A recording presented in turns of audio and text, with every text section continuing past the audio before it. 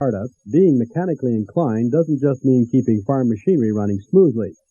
He's been building a wide variety of toys from Meccano ever since his father first bought him a set when he was 10 years old.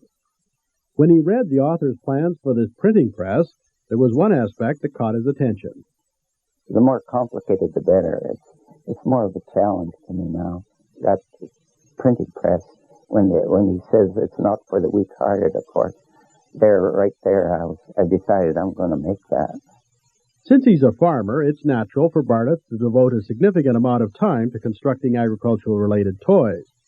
This 1892 Prairie was built from a picture in a John Deere tractor history book. Like most of his creations, it's driven by an electric motor. Originally, the flywheel was going to be the only moving part.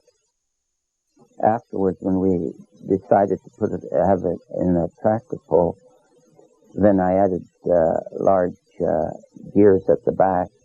You had to go through quite a series of gears to slow it down, and it worked out quite well.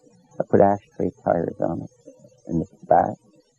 This 1915 Case steam engine, like the majority of the Bardutz Meccano toys, was built from a set of plans.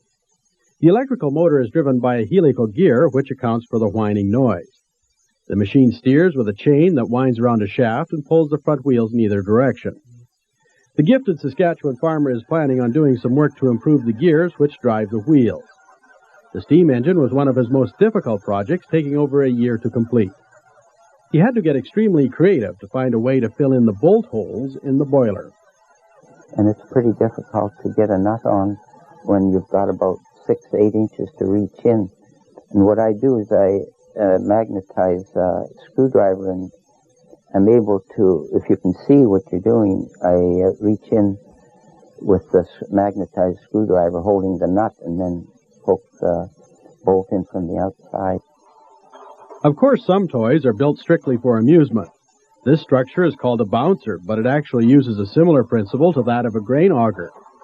A series of 2-hole strips are fastened to a foot-long rod in such a way that there is a gradual curve upward. The auger rolls the balls to the top, where they fall and bounce on 2 strategically placed rubber pads. From there, the ball hits a trough and goes back up the auger. Well, that concludes our second look at farm toys.